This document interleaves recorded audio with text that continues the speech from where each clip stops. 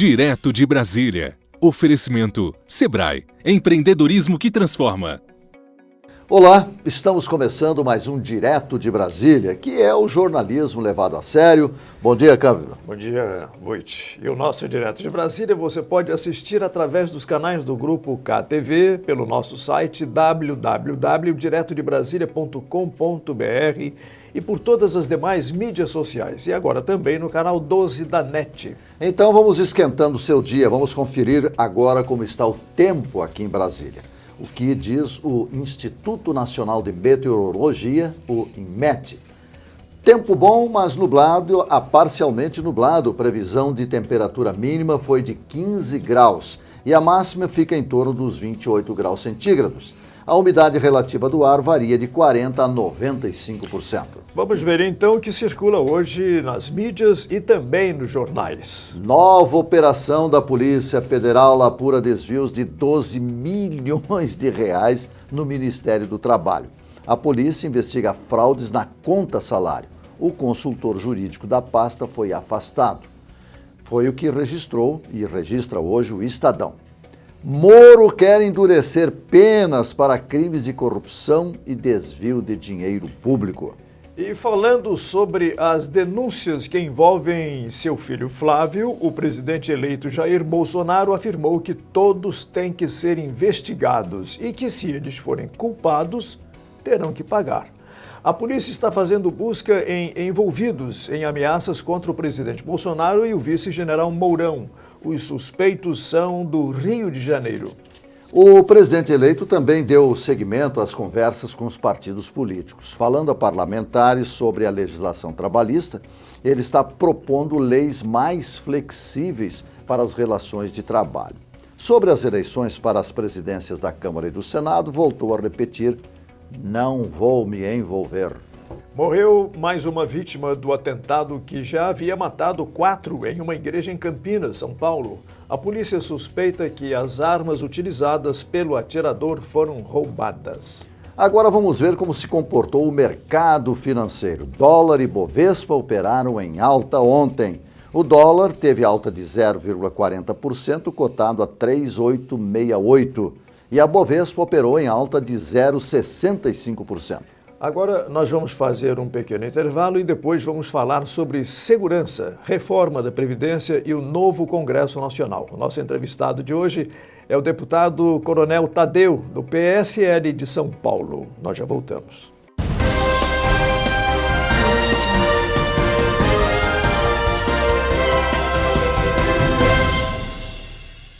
Sabe o que move um país como o Brasil? A força dos pequenos negócios, que representam 98,5% das empresas, 54,5% dos empregos formais e 27% do PIB. É preciso reconhecer o seu valor. Em cada canto do Brasil, tem um empreendedor disposto a fazer o dia de hoje melhor que o de ontem. E onde tem vontade de empreender, tem o apoio do Sebrae.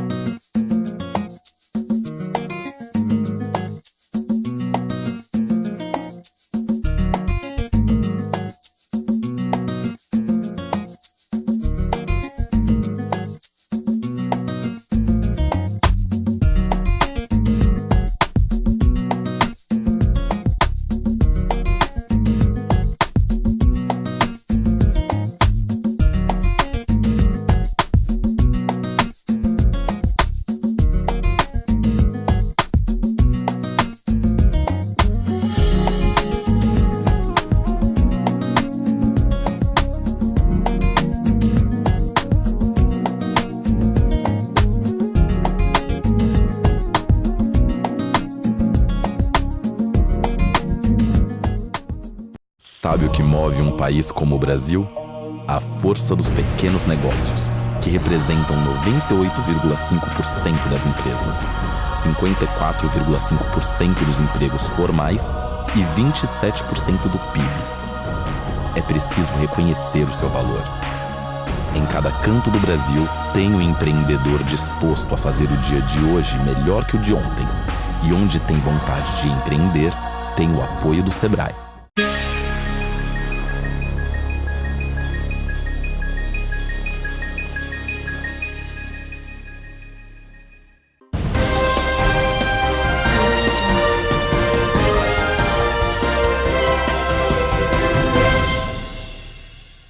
Nós estamos recebendo aqui no Direto de Brasília o agora deputado federal, Coronel Tadeu, do PSL de São Paulo, eleito nas últimas eleições. Deputado, seja bem-vindo ao nosso Direto de Brasília.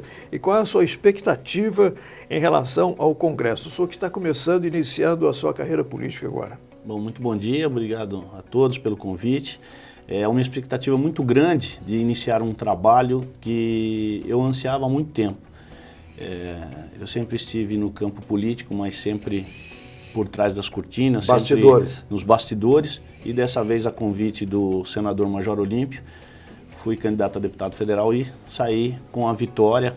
Agradeço a todos os eleitores de São Paulo que confiaram o voto. Existe muita coisa para se fazer naquele congresso, existe muito trabalho para se melhorar a vida do brasileiro, para impulsionar a economia. No meu caso específico, segurança pública, que venho da segurança pública, há muitas medidas que precisam ser modificadas, melhoradas, trazidas para a votação, para que a gente possa diminuir principalmente a impunidade hoje, que é muito marcante no nosso país, né? Em poucos países do mundo nós temos um nível de impunidade tão alto como nós temos nesse nosso Brasil. Então isso precisa ser mudado. A Operação Lava Jato é um exemplo mais do que claro de como a impunidade ainda é presente em todos os segmentos, em todas as apurações, em todas as operações que as organizações policiais fazem, Polícia Federal, Polícia Militar, Polícia Civil, nos diversos estados. Os escândalos nós vemos todos os dias. Isso é uma vergonha para nós brasileiros, né? Uma vergonha para o Brasil, né? Mostrando isso para o mundo, que aqui realmente o crime compensa. Então, agora, eu pretendo combater isso. Bom dia, deputado. Bom dia. Agora, diante desse cenário aí, o que leva uma pessoa a vir para esse cenário político? Eu recebi um convite e o convite era irrecusável. O Major Olímpio é um amigo então de foi muitos uma ordem, anos, né? Praticamente foi uma ordem, né, de um amigo, de um deputado que me trouxe para o mundo político, e eu não podia jamais recusar essa missão. O cenário político se desenhava de uma forma muito promissora com a candidatura do Jair Bolsonaro, que felizmente obteve aí a vitória com mais de 55 milhões. A população hoje acredita muito nessa renovação. Os mais de 250 novos deputados que vão começar a sua carreira política na Câmara Federal têm uma responsabilidade muito grande. Acredito muito nessa renovação, nesses novos colegas. Ontem o senhor esteve com o futuro ministro Paulo Guedes, né? O senhor foi tratar de quê? De Previdência? Absolutamente de Previdência. Foi o único assunto que é o assunto mais importante da pauta a partir de 1º de fevereiro. Nós sabemos hoje que o Brasil está no cheque especial, acredito até que ultrapassou o cheque especial, gasta muito mais do que se arrecada, o déficit público é absurdo mesmo. Os números que ele passou para a gente, que a Previdência ela dá um prejuízo de aproximadamente 40 bilhões e é preciso conter essa sangria o mais rápido possível. E ele vai nos apresentar realmente a nova proposta, aquela PEC 287, que precisa ser enterrada lá na Câmara dos Deputados, ela precisa ser arquivada de vez, sumir com aquele projeto que é muito draconiano, né? A proposta do presidente Michel Temer, do secretário da Previdência Marcelo Caetano, ela não passa em hipótese nenhuma, com fundamentos inclusive, e nós estamos aguardando que a nova proposta seja feita e apresentada pela equipe do ministro Paulo Guedes. Ele comentou que possivelmente seja feito em 3 etapas, né, para justamente frear, né, esse gasto com a Previdência que hoje é muito grande. Todos nós sabemos que ela precisa que a Previdência precisa de uma reforma, só que a dose não pode ser tão forte. Não pode matar o doente. Essas etapas ficaram identificadas agora? As etapas que o senhor falou que pode ser... Ainda não, não foram. Ele fez uma assim, uma pequena explanação e basicamente seria trocar um pouco o esquema que nós consideramos de doação da contribuição do INSS para um sistema de capitalização. Mais ou menos isso significa o seguinte: todos nós aqui da mesa, nós estamos contribuindo com o INSS de alguma forma, todos nós contribuímos, mas nós estamos bancando a aposentadoria de quem está aposentado. A ideia é que você possa carregar o recurso de quem está contribuindo para bancar a sua própria aposentadoria. Então, essa sensação de sustentar quem está sendo aposentado precisa ser trocada. E um outro detalhe muito importante é que nós temos uma considerável parcela da população hoje na informalidade e não contribui absolutamente nada, mas que futuramente vai usufruir de alguma forma dos benefícios do INSS. E essa é uma parte principal, é um tema muito importante nessa nova proposta, que é estimular novamente quem está na informalidade, trazer para formalidade, contribuir e sim, ele próprio acreditar que ele possa ter uma aposentadoria decente lá na frente. Deputado, um incidente, um grave incidente aconteceu em São Paulo esta semana, né, e que entra dentro de um tema que lhe é caro também, o Major Olímpio também já falou sobre isso aí, que é a questão do desarmamento, rever, né, essa questão do desarmamento, a morte, né, por um ato de violência, né, em Campinas, 4 pessoas mortas, um sujeito entra na igreja armado. O senhor acha que isso vai ter influência na discussão sobre desarmamento? Ela alivia ou há necessidade de rever realmente isso aí, que as pessoas possam ter o direito da autodefesa? Então vamos separar algumas coisas. Primeiro, o caso isolado. Foi um crime passional, um sujeito provavelmente psicopata, tanto é que se suicidou depois, entra numa igreja armado. Não tive conhecimento ainda, mas muito provavelmente a arma dele deveria ser uma arma ilegal, ou seja, não controlada pelo Estado. Entra dentro de uma igreja, efetua diversos disparos e fere e mata algumas pessoas. É um crime passional. O crime passional é o crime mais difícil de se combater. Sobre esse fato eu poderia dizer o seguinte: imagine que dentro da igreja tivéssemos ali cerca de 10 pessoas armadas, com suas armas legais, devidamente registradas em dia, e essas pessoas devidamente habilitadas. Provavelmente ele não teria conseguido matar a primeira, ele teria sido morto antes. Então, aproveitando agora esse gancho e esse exemplo que eu dei, eu já digo a minha posição: eu sou favorável ao armamento, sou favorável à liberação das armas. Ninguém, já que eu sou piloto, ninguém vai dar um avião na mão de quem não sabe pilotar e um helicóptero na mão de quem não sabe pilotar. Eu também não vou dar uma arma na mão de quem não sabe utilizar. Ninguém dá um carro sem antes você ter uma CNH e seja devidamente habilitado para dirigir o carro. Funciona assim. Nós podemos liberar. Carro mata mais do que arma. Alguém proíbe alguém de dirigir nesse país? Moto mata mais do que arma. Alguém proíbe as motos no país? Não. Então é um contrassenso dizer eu sou contra o armamento, né? Eu sou a favor realmente da revogação do Estatuto do Desarmamento, que é o projeto do deputado Peninha, 3722, que eu espero que seja votado o mais rápido possível. O que a gente quer com isso? Hoje no país, esse ano de 2018, possivelmente nós vamos chegar a um número elevadíssimo de mortes, alguma coisa entre 65 e 70 mil. É um número muito elevado se você considerar que hoje nós temos aproximadamente 60 mil pessoas desaparecidas e que provavelmente também estejam mortas. É muito alto esse número. É muito alto. É muita gente morrendo por armas ilegais.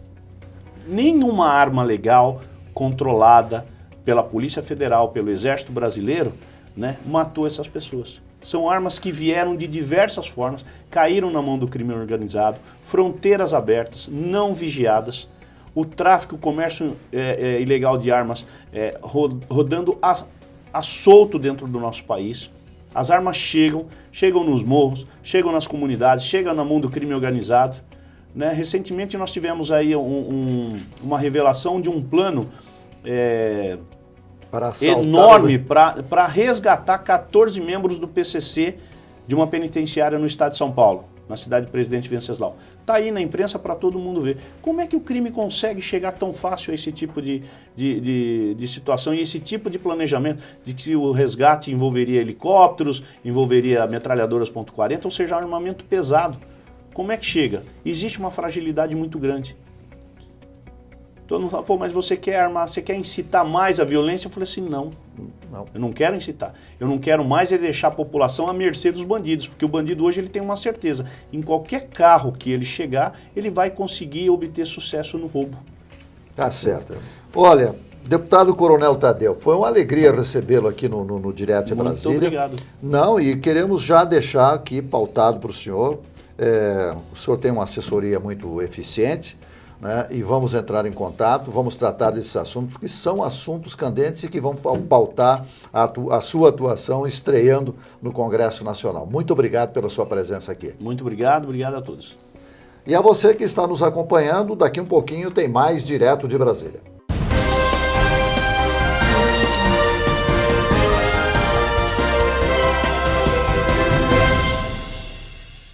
Sabe o que move um país como o Brasil? A força dos pequenos negócios, que representam 98,5% das empresas, 54,5% dos empregos formais e 27% do PIB. É preciso reconhecer o seu valor. Em cada canto do Brasil, tem um empreendedor disposto a fazer o dia de hoje melhor que o de ontem.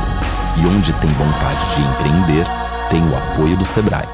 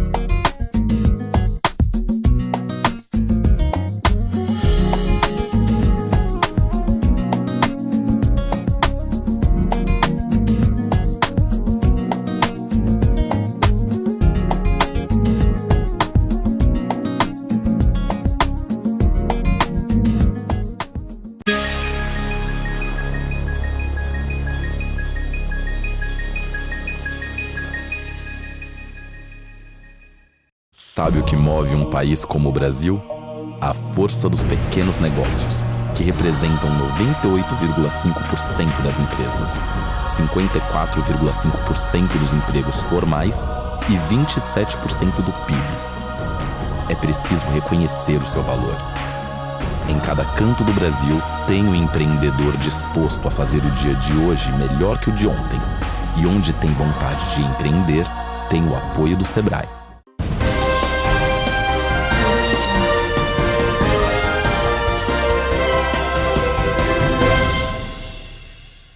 Estamos recebendo hoje aqui no Direto de Brasília, Maíra Fontinelli Santana, analista do Sebrae e coordenadora do Centro de Referência do Sebrae, localizado em São Paulo, e do Centro de Referência do Artesanato Brasileiro, localizado no Rio de Janeiro. Maíra, bom dia, seja bem-vinda ao nosso programa. Você já podia começar nos dizendo a respeito dessa economia criativa, que é uma das suas áreas de conhecimento, né? Isso. A economia criativa o Brasil começou a falar sobre ela há pouco tempo, mas o mundo já está colocando como uma prioridade a gente pensar nesses segmentos produtivos que usam da criatividade para gerar valor. Então, principalmente nesse mundo agora de muita tecnologia, esse mundo mais digital, essa economia criativa ela ganha mais espaço. É a gente fazer uso dessa criatividade para gerar PIB, para gerar emprego, para gerar valor em algum negócio. Geralmente a gente trata de, quando a gente fala de economia criativa, tem alguns setores que dá para dar exemplo, por exemplo, audiovisual, design, arquitetura, publicidade, mas entra também música, teatro, artesanato. Então é uma economia muito com vários segmentos, né? Ela é bem ampla. Assim. Mas como é que vocês fazem a introdução dessa ou a busca destas pessoas para participar desse projeto de economia criativa? Sebrae? Bom, o Sebrae, o Sebrae atende as micro e pequenas empresas, sim. Então todas as micro e pequenas empresas que são relacionadas aos setores da economia criativa, eles podem ter acesso ao Sebrae pelo atendimento individual, ele vai com alguma dúvida específica ou por algum projeto coletivo que o Sebrae tenha desenvolvendo no momento. Geralmente esses projetos coletivos, o Sebrae abre um edital, o empresário se inscreve e depois passa a fazer parte desse projeto. Mas pode ir no gestor local que ele dá assistência e informação sobre atendimento. Esse programa abrange todos os estados no Brasil ou alguns estados apenas? Porque a gente viu que São Paulo e Rio de Janeiro são fortes, né? São. Tem alguns estados que eles têm mais presença, né? Você tem uma concentração desses empresários da economia criativa em alguns estados e em algumas regiões. Então, São Paulo e Rio lideram, Minas também é muito forte, Bahia também é muito forte. O norte no Sebrae, e aí eu não estou falando da região norte brasileira, mas o norte no Sebrae não tem tantos projetos de economia criativa. Mas se tiver alguém da região norte interessado em receber atendimento, ele receberia atendimento individual, assim, algo muito específico. Ele tem alguma dúvida específica, o Sebrae vai lá, atende a demanda dele e depois encerra o atendimento. Não tem um processo continuado. O Sebrae destina recursos para esse projeto? Destina. Esse ano foram mais de 17 projetos, eu não lembro agora o montante de recurso, mas o Sebrae Nacional tem uma ação estratégica, os Sebraes estaduais podem receber recurso para incentivar as ações de economia criativa nos estados, mas o Sebrae Nacional e os Sebraes estaduais vêm a cada vez mais interessados na economia criativa, porque entende a importância disso para a economia brasileira. O brasileiro ele é tido como criativo, né? Sim. A gente é reconhecido fora daqui como um povo muito criativo. Então a gente tem que pegar essa criatividade que já é nata do brasileiro e transformar isso em negócio. E vamos fazer dinheiro com isso, né? Esse modelo de economia criativa tem origem aonde? Então, ele começa na Austrália, a discussão sobre economia criativa, mas é na Inglaterra que eles colocam isso enquanto prioridade estratégica do governo, né? Então, até hoje, o Reino Unido, principalmente, tem isso como prioridade estratégica para o desenvolvimento econômico do Estado, né? Sim, mas os modelos são distintos, né? Porque é em função de uma economia do Estado, né? Sim. Então, é importante identificar qual é a potencialidade de cada região. Então, o Brasil tem muitas expressões culturais, tem algumas regiões que tem uma concentração maior de artesanato, audiovisual tem uma concentração forte no Rio e São Paulo. Então, conseguir identificar onde está essa potencialidade e desenvolver essa potencialidade local. É importante também porque isso ajuda a desenvolver o turismo, você não fica exclusivamente pensando no negócio, um empresário específico, mas você pode desenvolver um território inteiro com a economia criativa. Agora, vocês têm aqui um centro de referência do artesanato brasileiro. Eu queria que você nos falasse daqui um pouquinho sobre isso. Nós vamos fazer um pequeno intervalo, nós já voltamos.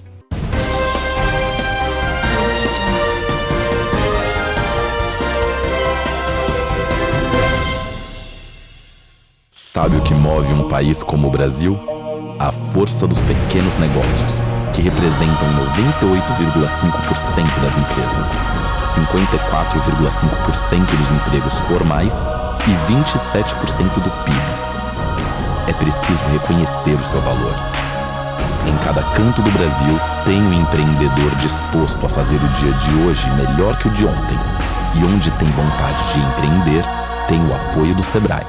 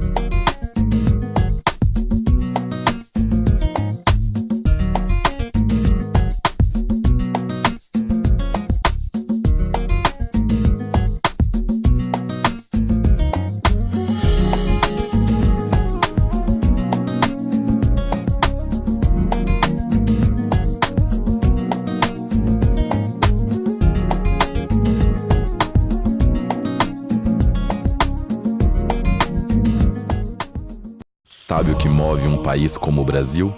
A força dos pequenos negócios, que representam 98,5% das empresas, 54,5% dos empregos formais e 27% do PIB. É preciso reconhecer o seu valor. Em cada canto do Brasil, tem um empreendedor disposto a fazer o dia de hoje melhor que o de ontem. E onde tem vontade de empreender, tem o apoio do Sebrae.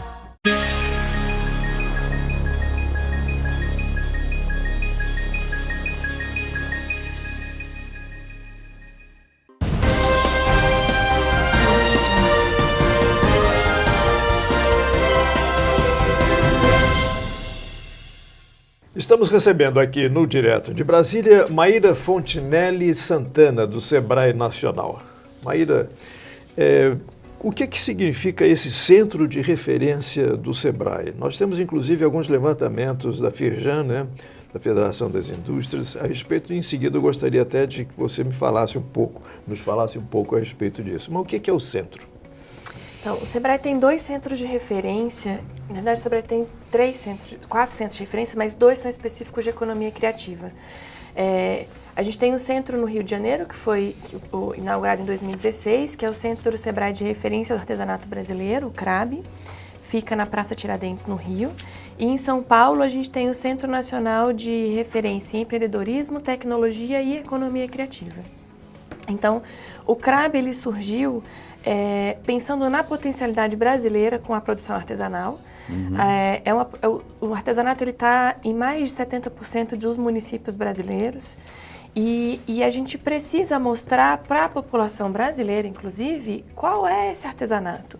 A gente às vezes não dá valor para a nossa própria produção, né? Pois e principalmente numa época, numa era, vamos dizer assim, de tecnologia, né? Exatamente. Então, a ideia do CRAB é reposicionar o artesanato brasileiro. O Sebrae já atende artesãos há 20 anos e aí a gente precisava apresentar para o Brasil e para os turistas estrangeiros o que é que o brasileiro produz enquanto artesanato, né? Então, tem um processo de curadoria, o CRAB recebe várias exposições, a gente monta exposições sobre artesanato. Recentemente, a gente estava com uma exposição sobre as festas brasileiras, a gente vai começar uma exposição sobre os nossos mestres artesãos. Olha só! Agora tem uma exposição sobre, o nome é a Casa Bordada, então são bordados de todos os estados do Brasil, e é para mostrar como que isso faz parte da nossa vida, né? Todo mundo tem alguma história com artesanato, seja avó, seja na infância, tem alguma relação afetiva com essa produção.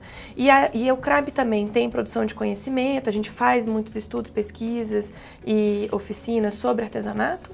E tem uma loja também, caso alguém queira comprar a peça que viu na exposição, está vendendo no espaço também. Vocês usam instalações no Rio de Janeiro, né, em prédios tradicionais do Rio, antigos, né, prédios antigos, né, do século XVIII, que a gente tem essa informação.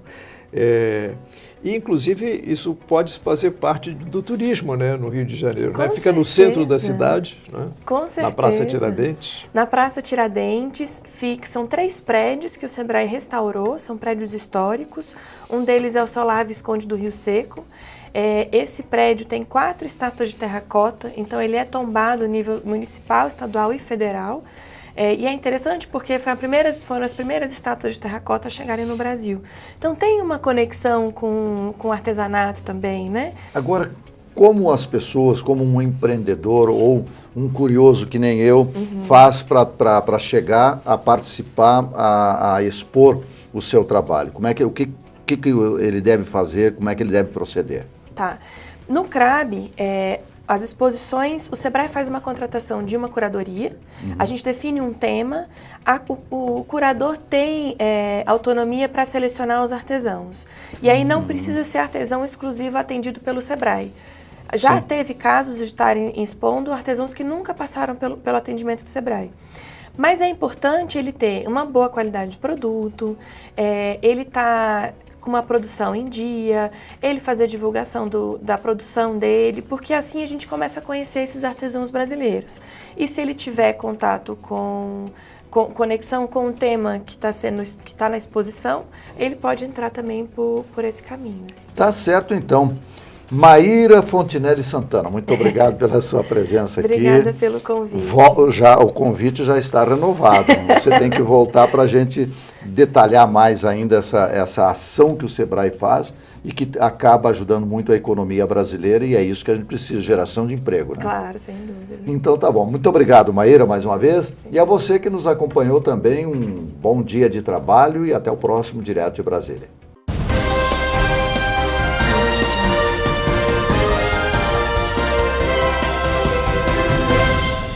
Direto de Brasília. Oferecimento Sebrae. Empreendedorismo que transforma.